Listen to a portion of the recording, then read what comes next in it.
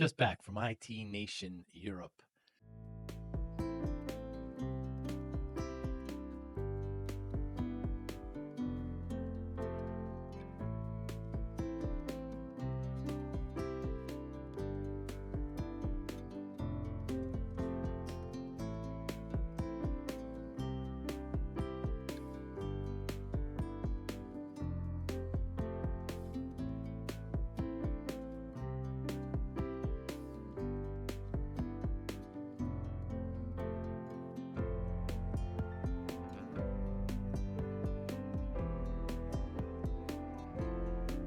What a fantastic event. It was in London, United Kingdom. It's early March 2025, and it was a sold out event. ConnectWise did an incredible job. So many partners, so interesting to hear different perspectives and different kind of ways on how MSPs are operating in Europe. Still have the same problems, but just a little bit of a twist. But I ended up doing 10 conversations, interviews, podcasts. There was 2 other podcasters there. It was just a great event. My first conversation with Paul Croker, another podcaster, really fascinating gentleman. I'm so glad we met. Sean Lardo was next, of course, with his recent promotions and everything he's doing with IT Nation. Always love catching up with Sean and talking about IT Nation and Pitch It. Heather Alford, oh my goodness, what a great conversation with Heather. She is somebody you're going to get to know and somebody you're going to really like. Paul MacNeill has been at ConnectWise for a while. He's from Australia. Interesting transformation from MSP to a vendor to now with ConnectWise. James Grant, fascinating gentleman there in the UK with Vodafone. Dan Scott, the MC of the entire event. They're heading up Europe of IT Nation. Really lots of energy. Great MC. Really made everybody feel at home. Patrick Beggs, of course, the CISO, ConnectWise. Always interesting to peek into security and to his life. Peter Kajawa runs all of IT Nation and the many plates he's now spinning and why he likes wine so much. Mikhail Stefanko, fascinating MSP from Slovakia. Fascinating man and what his issues are there. And I can't wait to see what happens with him. And then I finished out with episode number 600 with my good friend Austin Clark from Scotland. And we talk about his MSP and his challenges. Great event there in London. Manny Ravello was there, a lot of the keynotes, a lot of information and time well spent with partners, with vendors, and with MSPs there in London. Hi, I'm Joey Pinz, and here's my 45-second introduction.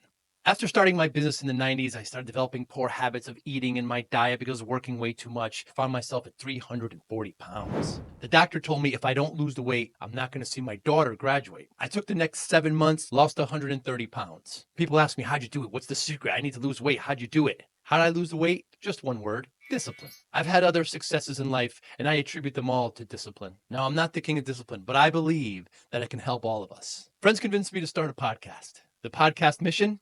How do we better ourselves and society? I talk to interesting people in health, fitness, sport, wellness, business, technology, science, art and culture. And I eventually ask them how discipline plays a role in their life. Podcast vision, growth through learning from others. What is it about pickleball you like so much? Just because it's simple, like it's an easy, simple to use, the rules once you get ahead of it. And also community, like the community of pickleball is awesome. Yeah. You got to stay out of that kitchen. Yep. Stay out of the kitchen. Otherwise, you got to do the dishes. Get served. But homes, like houses nearby, don't like it because it makes that noise. Yeah, it's a different noise, that's for sure. A lot of the communities in Australia are learning that now. That America is well ahead. There's a lot of lawsuits, a lot of stuff happening. So people are complaining because they're starting it early in the morning, and and people are like, they are just committed. You see people down there, like I play in Florida quite a lot, close by the office, and it's a like you get down there at 7 o'clock in the morning, there's people there. 10 o'clock at night, there's people there. People cheer when the lights, need to be turned back on, and then, hiss when they, you can't turn them on because it's 10:30 at night. Yeah. Yeah. But it's great. You could just show up, put your paddle up on the fence, yeah, and just wait your rotation. You don't have to come with anybody, and it's really, really cool that way. Yeah, there's a little place in Tampa, Julian B. Lane, which is just by the university down in downtown Tampa. And there's a guy there, his name's Buddy, and Buddy has one leg. So you play with Buddy, and that guy hits you all over the court, even though he's got a prosthetic limb. It's like, man, you get served by Buddy. You know, you're going to know that he can get it back full speed. There's no question about that. It's a really interesting new sport. I like the way it's taking off. Yeah, it's interesting. Like, you know, playing tennis for many years as a young tennis player, and you know, my brother's quite into tennis, and now he's, you know, challenging me at pickleball, and because he's played tennis for 35 years, he destroys me at every game, and he never lets me win, but that's just the reality. Older brother? Older brother, yeah. Never once. Really? Yeah. Not once? Not once. I thought I had him at one stage. I'm like, you know, pickleball's my sport, man. And he's like, no, this is not happening. Do you want to connect with business leaders and engage consumers who take action? The Joey Pinz podcast delivers high-impact conversations to an audience of decision makers, entrepreneurs, and professionals across multiple industries. A fast-growing audience of highly engaged listeners, both B2B and B2C. Millions of listens and views across YouTube, Apple Podcasts, and Spotify. Brands that sponsor us see real engagement, conversations, and brand loyalty. Whether you're looking to sell a service, promote a product, or establish thought leadership, our sponsorships offer premium ad placements, exclusive episode sponsorships, full season branding, and event partnerships. Don't just advertise, become part of the conversation. Visit us at joeypins.com/sponsor to get started, or email us at sales@joeypins.com. Joey Pinz Podcast, where thought leaders, brands connect. You know, I coached my daughters when they were young, and I can always tell when a girl has an older brother. I could just see she fights hard. You know, I could just tell, and I would first practice. No tiptoeing through the tulips. Oh, yeah. It's very, very tough. So kicking to the knees. Makes them resilient. So perhaps that's one of the reasons why you're so tough. Yeah, well, we were only 18 months apart. So, there's always been a championship level of sport in our household, and he was definitely the one that would often have the upper hand. So in pickleball, the first serve is in the northwest corner because it's pointing towards Washington, right? Because that's where it was created, pickleball. I think that's reading too It's a far myth? into it. Yeah. So what do they do there? The first serve's always from the right to left, and that follows tennis as well. So a lot of sports, volleyball, tennis, you start on the right side. But what side? I don't know about the northwest. I see. All I know is two things that, from a pickleball standpoint, you've got the first service of the game is the second serve, right? Because it's an advantage serve. Right. So, you know, if you're serving first, you've really got to, you know, you only get one chance to make it stick. Otherwise, it's, you know, now it's game on, and you go 1-2, 1-2. So. And it's more wrist than elbow's more tennis, more elbow. Yeah, look, it's you would say that you can spot a tennis player from a mile away playing pickleball. They're at the baseline. They've got big ground strokes. They're really hitting hard. But the reality of a plastic ball is, even at velocity, it's not going to go faster. Right. So you can always just create better slice, or you can get better placement of the ball if you're not hitting hard. So a lot of it's more about head position rather than, you know, big ground strokes and powerful baseline returns. It's like, how do you drop short?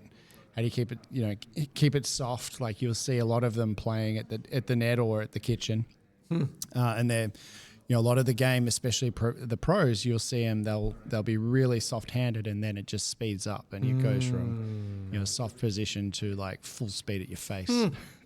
Now, there's full leagues here. Oh, yeah, absolutely. I mean in the States. In the States, yeah. UK and this area has padel, paddle. Tell me about this. So padel is it's played essentially in a, don't want to say cage. It's not like UFC style, but it's got a glass end wall and side wall. There's a door that you can go through. And a lot of people love that because it's, you know, it's a little bit different than tennis. Sure is. But if you want a real sport, if you want to go back to the Middle Ages, you've got to try real tennis. And real tennis is the original Spanish courts in France and London.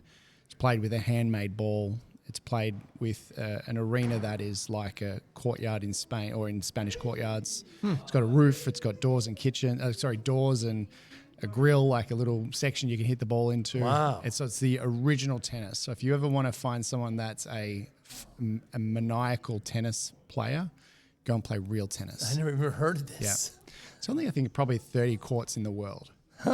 And one of them's in Melbourne, Australia. I think there's 3 in Australia. There's probably 15 here in the UK, a couple in New York, Boston. And what's the surface? Surface is it's concrete. It's concrete. Yeah. The rules are the most complicated, convoluted rules you've ever seen. The racket is originally was shaped like a hand, but then it moved to more of a stick racket. The strings are made of catgut.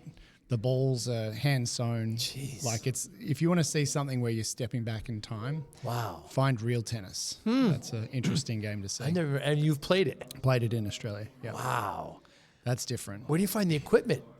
Usually it's there. I see. So a lot of the places have it's the membership system similar to Pickleball has Jupa, but the Real Tennis Federation is a worldwide international ranking. So if you are a member of a club anywhere in the world, you can then play any other member in the world and have a world ranking. Wow.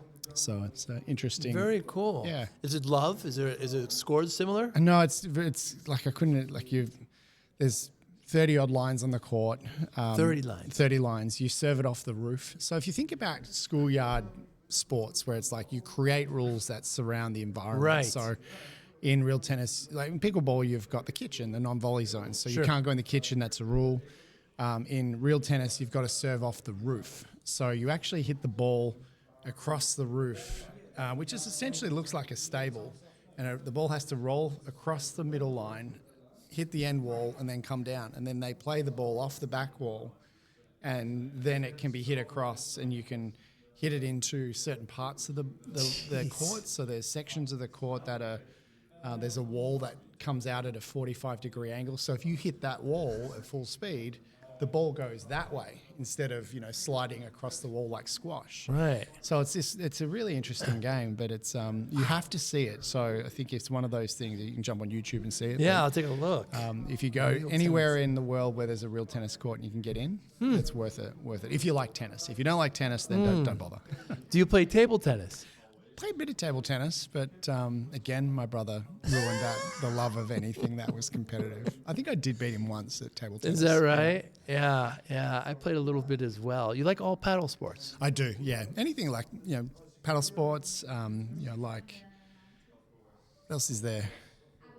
Yeah, I played a bit of football, Australian rules football as a young Yes, person.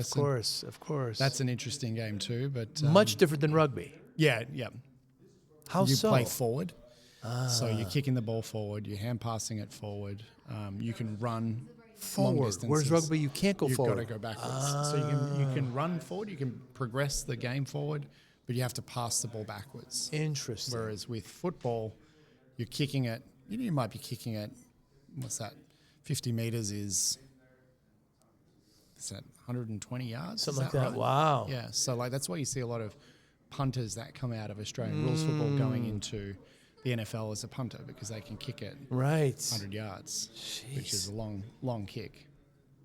I always see, and the field itself, is it similar to rugby? No, it's probably 4 times the size of a rugby field. Wow. So the size of it is, I want to say about probably 230 odd meters. Jeez. So what's that in, I don't know. That's a feet, lot. 3 feet to, so 700. Whoa. 700 feet wide. Wide. Yeah, and then you've probably got 2/3 longer. Jeez. I could be just making all this up. I've got, like, But a all I know football is field like is 100. in terms of Yes. so you could fit 4 football fields into an Australian rules football Unbelievable. stadium. And it's 11 players each side still? Oh, that's a good question. Well, I think there's more than that. oh, okay. I would hope with all that all that real estate. I couldn't even tell you. So there's probably 6. Yeah, it's probably about 12 to 13. I haven't played Australian rules football for that long. Yeah, well, soccer's got 11. Football's got 11. I don't know. But Maybe this smaller we field. can put that into the show notes. Maybe, yeah. The question is, Anybody's searching. how many people can play Australian rules football at any one time? I'm thinking because it's like 3 at the back, 3 at the wings, 3 across the center. So it's probably about 12 to 15. Sounds like a typical, even soccer format. Yeah. Formation. Yeah, it's like in terms of defensive, offensive, right. center field. Mid, yeah. Yeah, it's like as the ball moves around, you've got different people that, are either defensive or offensive. But then those center players tend to be the go-tos. And racquetball and squash, you play those as well? Yeah, a bit of squash, a bit of racquetball. Being ball sports, pickleball is definitely my go-to. That's now. it That now. and tennis. Tennis is, I do play a lot less tennis than pickleball. Is that right? Yeah. Do you bring your clubs to Tampa? My Your tennis? Bring my Your pickleball? my pickleball. Do you really? Paddle. I was going to say racket. And I'm like, paddle. that would, Yeah. pickleball people would be You'll have like, to let me no. know next time you're in town. So we're here in London. I've got it right here, Joey. I There- brought my pickleball stuff always. Are you playing in London? I haven't played yet. We could probably get You out bring there. it with you everywhere. Wherever I travel. Just in case you get a time for a pickle. Is it expensive? You one you bought? I mean, can't you just get one here? Or It's just more like it's your favorite Right. racket or your favorite And it doesn't paddle. take much room to No, pack. that's right. Yeah. Like it's a small bag. It's probably the small. not Right, big at all. right. Have a few balls in there, just to that way it's got. I bring 4 paddles because there's always other people there. There They're you like, go. hey, Look come and at play you. pickleball. Come and Yeah, try it yeah, out. yeah. It's like And there's a big ambassador. difference with the balls, by the way. I bought some kind of inexpensive ones, and they didn't want them where I was playing. You got to actually buy the good Yeah, ones. so you need there's indoor and outdoor balls. That's the thing. Yeah, so the outdoor balls are firmer and heavier, and Right. the indoor balls they're lighter, but they're essentially the indoor balls are softer and slightly heavier. Outdoor balls are firmer and slightly lighter, and the holes are different as well. So we're here in London, IT Nation, Europe. Great event. What are some of your goals here, Paul? Well, one of the things I'm sure, as you probably know too, we've been around this industry for quite a while, 15 years myself as an MSP. The WiseSync and WisePay products entered the ConnectWise ecosystem back in, I think it was about 2014. So we're about the 11-year mark now of building and part of that ecosystem. And ConnectWise acquired WiseSync and WisePay 2022. And one of the things was to be able to bring payments to the UK. So we're here initially as just more of a fact-finding mission to understand some of the capabilities that partners need, and having a great partner base here in the UK was a good opportunity to come out, have a conversation, and hear more about what people want and need from a ConnectWise product that is integrated and provides that capability that they're looking for. We want to deliver value, and for us, it isn't just about ticking a box and having a product. It's more about how do we solve problems, how do we help businesses to be successful. And as I've said many times before, cash flow is king. Cash is king, and cash flow is the oxygen of business. Now, did you develop WiseSync while you were at the MSP? Yeah. So we built WiseSync for our business, which was at the time called Virage IT. That was a MSP in the early stages. We were 2010, 2011. So that was when the business was acquired in 2016. It was driven by the value that we created through being an MSP that used the products of WiseSync. And then in 2014, we built WisePay to solve a problem for us. And that was payment automation. There was products that were in market in the US. Australia and New Zealand was kind of left out because there was no capability for that payment automation in country. So we just added payments on top of what WiseSync could do. So how you created a solution to help you, but how were you doing it before? Well, it was all manual. So it's the need was an itch to scratch. The need that we had in business was, I had a business that was successful. We had a good track record of good profitability. We were growing. We were looking at how we could improve the efficiency in our business. We moved to cloud accounting. That was the first step. We went from, we wanted to have a platform that would integrate to PSA or ConnectWise Manage, or ConnectWise as it was called back then. That was the only thing, just ConnectWise. And we looked at the integrations that were around, and there was one which we used to a legacy accounting product. And I approached them and said, hey, would you build this integration to Xero? And they said, no, that's, we're not really interested in extending it. So I thought, well, I need it. So partnered up with another software development company that I'd worked with in the past, and we built the first iteration of WiseSync. That was 2012. Wow. So we built it for us, and then part of the HTG ecosystem, if you would call it back then, we were part of HTG 26 in Australia. And it was one of the first things that my group said is, we want to use this. Like, how can we get access to this product? And that's where the idea of creating a product that would ultimately be able to be licensed worldwide, and built that product off the back of what our needs were, and the need of an accounting integration was to ensure quality, integration capability, and more importantly that focus of just reliability, that we could rely on the information that was being transacted to our accounting system, saving time and money. So when you're making the first version, you said in 2012, you're working with software developers. It's a very different kind of skill than technicians, but you said you already have some experience working with them? Yeah, so my background was accounting and business process development. So my MSP years came out of working with businesses to solve problems, and this is back when Small Business Server was around, and there was a whole shift towards email communication.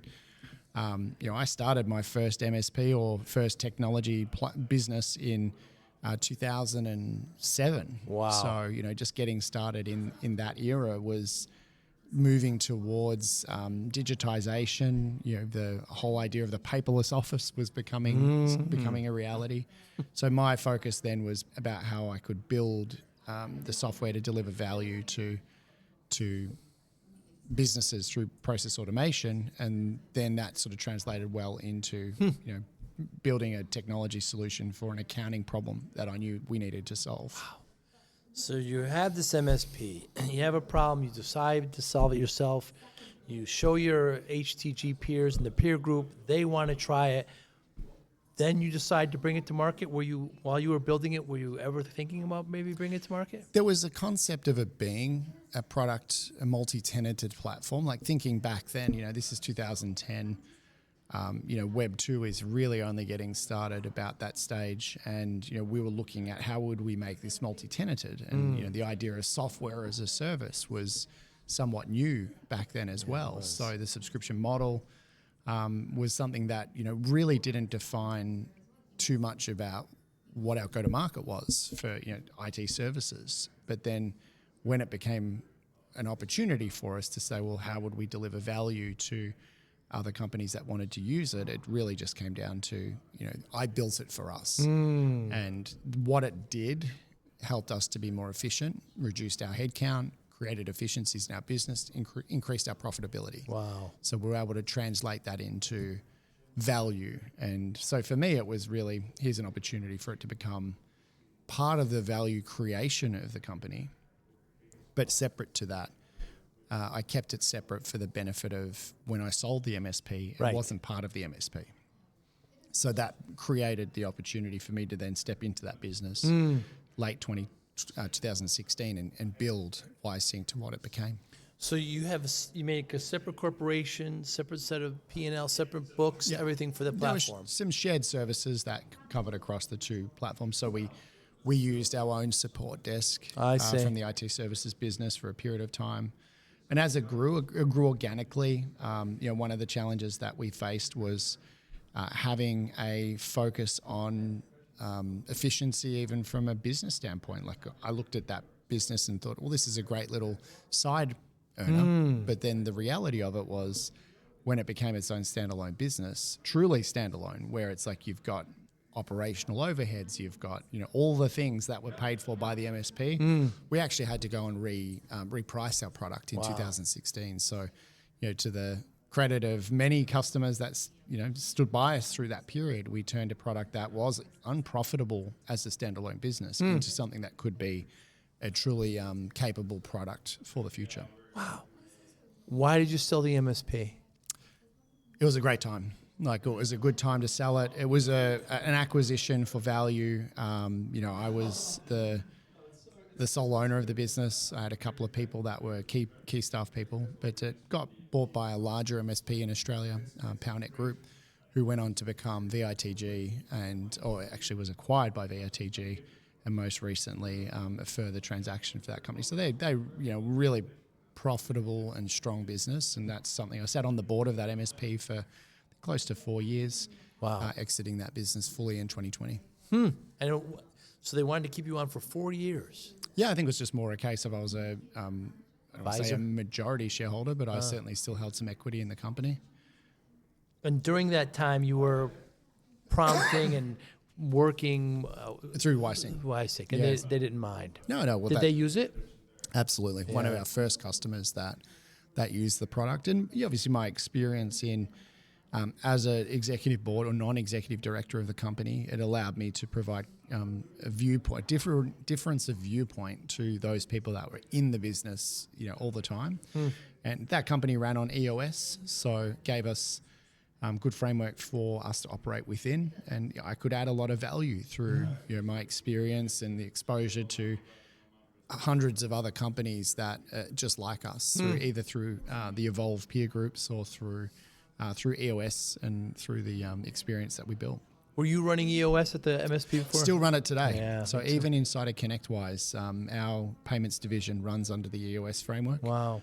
One of the things that, I had the opportunity to, propose to the business that this is a management framework that works for a departmental business unit like ours, where we have all of the functions within it. So the payments division has engineering, product management, sales and marketing, support, consulting, et cetera, as part of that. We still feed into the larger ConnectWise business, but we're ultimately accountable for the delivery and execution of our own plans. Wow. So that is something that gives, great value to EOS is vision, traction, and organization. Like it's our organization and the vision that we have towards the success of what we do. VTO. What's the difference between running an MSP and running a SaaS? Oh, that's a great question. So I think probably the key thing for a SaaS business is very focused on one thing, and that is the delivery of value through the software you create. Whereas an MSP is focusing on the delivery of value through the technologies that you deliver. So that might be through things like your Office services, whether that's, Office 365, could be security, cybersecurity, technology that helps businesses to be efficient. It's multifaceted. So whereas SaaS businesses tend to be very focused on delivering product, and that product has to solve problems. And the problems that we solve ultimately is what creates value through the subscriptions that you pay. Which do you prefer? Wow, if I had my time again, I probably would have built a lot more value inside of my MSP. Like there is huge opportunities out there. And especially when you see the value created through companies like Evergreen and through New Charter and others that are building value and building legacy value for those companies.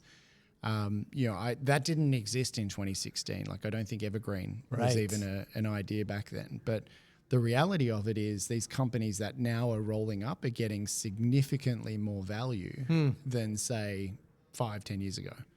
And that value is created through profitability, operational maturity, technology tool stacks, and consolidation of those values. So when I look at it now, I think running an MSP is not easy, but there's a host of tools and technologies that help you to be more efficient. Whereas, back when we were running you ran an MSP too. You knew what it was like. It's, it was security was antivirus. Some firewall technologies. Where now it's like, man, that's just the bare minimum of what's required. So through a series of events, ConnectWise ends up buying WiseSync. That's correct. And what was that acquisition like? You welcomed it? Yeah, absolutely. Like I think, at the time, one of our competitors had been acquired by, or rumored to be acquired by Kaseya. And that then spilled into the opportunity for us to have that conversation with ConnectWise and also with other companies that were out there looking as well. For us, it was really about one thing, and that was we were a ConnectWise ecosystem. I built WiseSync at the time when the Invent program didn't exist, and it further became part of that. We were one of the first companies to go into the Invent program because we could see the value that the ConnectWise ecosystem would bring to us, to our business, through what we do and how we deliver it. So the idea of selling to another company, while it would have served a purpose of creating wealth for me and for the business, it didn't serve the purpose of value to my customers and my staff. And I think that was the most important part. And thankfully, it was a journey. We had close to 9 months of diligence that we went through, and it's almost like David and Goliath. Yeah. We were just the little IT company or little software company from Australia against this multi-billion-dollar company that ultimately has one approach towards acquisition, and that is, just everything gets turned upside down. There's absolutely no stone unturned, and that gave us confidence because we were able to prove and show the value that we'd created through that 10-year journey. And for us, it was about executing on our plan. We were probably earlier than what we wanted to in the context of our BHAG and our 3-year plan in the context of EOS. But the opportunity present, and more importantly, the alignment of what we were doing and where we were going, ConnectWise was the right pathway for us. And no regrets? Not at all. Like, I'm still here 3 years later. So it's been 3 years. Yeah, September 22 was the transaction. One of the things, I'm not at liberty to share all the details, of course. I signed a 5-year agreement. Like, my contract to ConnectWise was for 5 years to deliver value, and I could exit at any time. But my vision is to see that execution, and the way in which we approached the delivery of value to ConnectWise, and more importantly to our partners, is through one thing, and that is success of cash flow. And I said it at the start, cash flow is the oxygen of business. As a business owner myself, I've been in positions where I was worried about whether I could make the payroll, or whether I could pay rent, or whether I could do the things that I wanted to do in business that could help me grow and scale. Whereas if you have strong cash flow, good systems around your accounts receivable, and more importantly, you're not worried about those things, then you have prosperity in your business's ability to be successful. And when I look at businesses that have strong cash flow, low day sales outstanding, they're the ones that are out there making bold decisions because they have confidence in where they're going and what they're doing. They've got confidence in their ability to meet those obligations. Whereas if you can't, you are hesitant, and that creates an opportunity for you to fail. And the idea being that being able to get payments quickly through your system allows these companies to have more cash ready. Yeah, like it's really that simple. I go back to my time, why we built the product. Our day sales outstanding was 48. That means from the day we issued the invoice to the day we got the cash, it was 48 days on average. And I remember thinking at the time, I'd have to always pick up the phone and call customers that weren't paying on time. Like, hey, I haven't, been paid yet. Can you make sure you get that invoice paid? Yeah, sorry. Really sorry, got sidetracked. Or can you send the invoice again? It's like, really? So the need was, the itch to scratch was that I just didn't want to have to spend time doing things that didn't create more value. If you simplify it to one thing, and that is, you don't earn another penny, dollar, cent, whatever you want to call it, from the moment you issue an invoice. So there's no more profit to be earned from that customer's interaction from that point forward. It only reduces. Wow. The profitability of your business is centered around what you do from that point forward, whether it's chasing money, whether it's inefficiencies in the business, headcount, overheads, etc. But the reality of it is, the more time you spend chasing that money, the less profitable that interaction is. So for us, it's about, how do we get paid sooner? How do we make it so that your customers can pay you quickly? Click a link on the invoice, go through the customer portal, prepay via a quoting product like CPQ, for example. All of those things help you get paid and get that cash in your bank so that you're not having to go and be your client's bank. That's as simple as it could be. Right. If we create technology that helps that to occur in a less in ways that require less effort and are friction free, then we've solved the problem. Our purpose is to deliver that. When I talk to MSPs, especially young ones, they ask me for advice. I always give them 3 pieces, Paul. I wonder what you'll think. 1 is to join a peer group. Oh, absolutely. 2 is to adopt a business operating system. And 3 is to hire a coach in areas that you need. Pretty good advice? Yeah, absolutely. I think I'd add one more to that. And that is an experience that I had adopting ConnectWise in 2009, I think it was, when we first started working with ConnectWise. Swim with the current. Don't swim upstream. we tried to take our business and, whether you call it the square peg round hole or, hitting it with a hammer, we tried to fit the system around our processes. And I remember Arnie Bellini said, Paul, I think maybe ConnectWise is not the right platform for you. I'm like, what do you mean? Like, we signed up for ConnectWise to solve our problems. He's like, then follow the blueprint. Right. And it stopped me. And I'm like, man, this has been so difficult for the last 2 or 3 months or whatever it was. Interesting. All I had to do was turn around and swim with the current. And that was the moment that my business went from being at the most difficult phase of implementing a system to it being just simple and easy to follow. So coming back to your 3 points, peer group, absolute. Systems, find systems that create efficiency.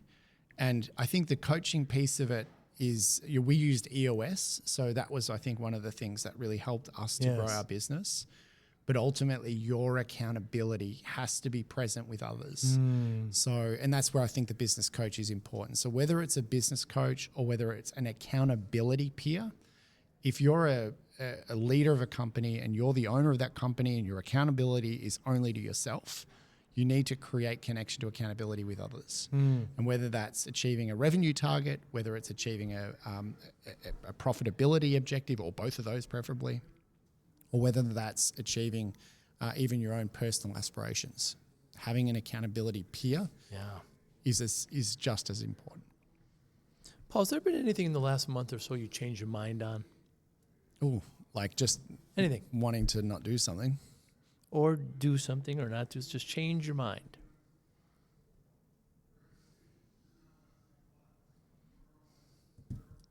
That's a really good question, Joey.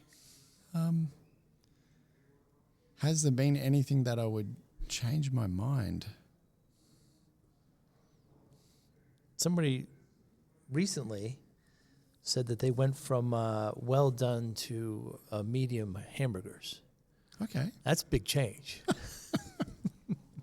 Change for the better. Yeah, that's a much better, it's like someone that gets a steak cooked to medium. It's like, why did you bother? Yes. Well, you might as well go vegan. There's probably, I always believe that I'm living to the best of the outcomes that we have present with us. Like I never have a sense of regret to the things that I'm doing or have done or would have wished I had have done. Right. Those things you can't change. Don't dwell in the past. Focus on the future. Focus on the here and, more importantly, what it is that you need to improve. I know that I travel a lot and, what would I like to change? I definitely like to change more of my physical routine. Like I play a bit of pickleball, but, I'd love to spend more time working out and doing things that help my physical being. But then the challenge is, between flying between Australia and Tampa and Australia and London, and a lot of time spent lay flat with the benefits of business class lounges. It's difficult. Got to kind of create a bit of a distance there. But that's a good one, Joey. Think about it. So I started my MSP in the 90s. I was working way too hard, Paul, and putting my health in the back. 14, 16-hour days. You're no stranger to this. Next thing I know, I'm at the doctor's office. I'm 340 pounds. I got that converted to kilos, by the way, 155. That's a lot. Yeah. So she says to me, if I don't lose this weight, I'm not going to see my daughter graduate. My daughter was just born. Wow. Scared the life out of me, you know. So I'm driving home, punching the steering wheel. Like, what have I done to myself? It's not just me anymore. It's like I got a family now. I can abuse me all I want, but now I've got to be around for them. Spent the next 6-7 months, lost about 130 pounds. That's amazing. Which is about 60 kilos. Yeah. And you can't look at it as a finishing line. A lot of people, when they lose weight, they get it back, So people, when I tell a story, they say, how'd you do it? What's your secret? And there's no secret, Paul. Discipline. That's how I did it. Motivation, routine, focus. How does discipline play a role in your life, Paul MacNeill? I think discipline, if I was to sum up what discipline is, it's about, like you said, focus and having intent and the intention of purpose. For me, running a business and being successful through the various different businesses that I've had have always been about absolute clarity and absolute certainty. And whether you're you follow the czars of motivational speaking like Tony Robbins or whoever it is. It's all about your state and focus, how you approach something and how you connect with the outcomes that you're looking for. Whether you talk yourself into it or whether you believe that you're good enough for that, I think is the important aspect, that you are and you should, rather than it being left to someone else to decide. And is it in your household with your older brother beating you in all sports? Was discipline instilled? We go back there. Yeah. Is there a lay flat seat here that I can put my feet up and go through the therapy of Joey Pinz? And did your parents instill? Was it talked about? Was it just assumed discipline? I think our family we're a working class family in suburban Victoria, Australia. There definitely wasn't an expectation for us to, but either of us or any of us to excel for that matter. I've got an older brother and sister, and my brother not left school, but certainly didn't commit to doing anything himself beyond a trade. But then also, sort of sidetracking here a bit, he recognized himself, similar to you, I can't be doing this job. He was a plasterer, so I was like working with plaster dust and sanding and all that sort of stuff. So bad for your health. And he went on to go back to university as a middle-aged or an old-aged entry. So I think he was like 23, 24 at the time. And, graduated first in his class. Wow. Went on to do some great things. Now has been recognised in Australia with an Order of Australia medal for his contribution to accounting and tennis. And that's something that I think, we probably never would have aspired to as kids. His competitive nature is something that I think helps drive him towards the outcomes that he seeks. And similarly with mine, I always looked at it like kind of didn't really have a lot of purpose or focus through my schooling years. And then post-school, I got into some opportunities to show capability and learn new systems and could think in ways that other people couldn't think and provide solutions to outcomes. And at every time I probably could have been the imposter of my own success, and I could have downplayed my own capabilities at every angle, but I always back myself into whether you call it fake it till you make it, or what you need and the capacity you have is within you now. Like you have the ability to do what you want to do. You just need to focus. Just need to commit and deliver. What motivates you, Paul? For me, right now, I think the success of the business is something that I think is motivating in itself. Like seeing what I've built is motivational. Being able to see how I help people to be successful in its own right is also motivational. But what gets me up every day is really just the excitement of seeing what we're able to do and help MSP businesses around the world. And that's what's exciting for here is our ability to provide a solution to the UK market as well will be something that I've wanted to do for many years. And that's what I think is exciting for ConnectWise. And as we venture into this new technology paradigm of the platform first mindset with ASIO and moving into what the platform could deliver is real. Like there's so much distraction and disconnection of informational systems throughout modern MSPs now that before a ticketing system was enough, but now you really need to have platforms that span right across the disciplines of business into cybersecurity, protection of systems, infrastructure management, like whatever it might be that you do. All of those things are so important. Your brand deserves to be in front of the right audience decision makers, entrepreneurs, and professionals who are ready to take action. That's exactly who listens to the Joey Pinz podcast. Thousands of engaged business leaders and consumers tune in every week. Millions of views and listens across YouTube, Apple Podcasts, and Spotify. Sponsors see real impact, higher engagement, brand trust, and conversations. We offer strategic partnerships tailored to your goals, including targeted ad placements, branded guest appearances, multi-episode and event sponsorships. Make your brand part of the conversation. Let's grow together. Visit joeypinz.com/sponsor to explore sponsorship opportunities, or email us at sales@joeypinz.com. The Joey Pinz podcast, where brands and thought leaders connect. So given that motivation, how do you measure success? For me, success is delivering on the objectives that are set by the powers that be. But success for me is about measuring value. So our business unit is measured in two things. One is adoption of platform. So looking at how many payers start using our product or how many people start using the product to make payments to those businesses, and the adoption rate of those payments as a percentage of total overall payment volume. So that would be, you're an IT MSP business, you're sending out maybe $250,000 a month worth of invoices. Success to us would be that you got paid at least 90% of that upfront or in an automated fashion. If again, go back to my MSP days, our business was foundationally paid in on the first of the month. And our DSO, as I mentioned before, was 4. Yeah.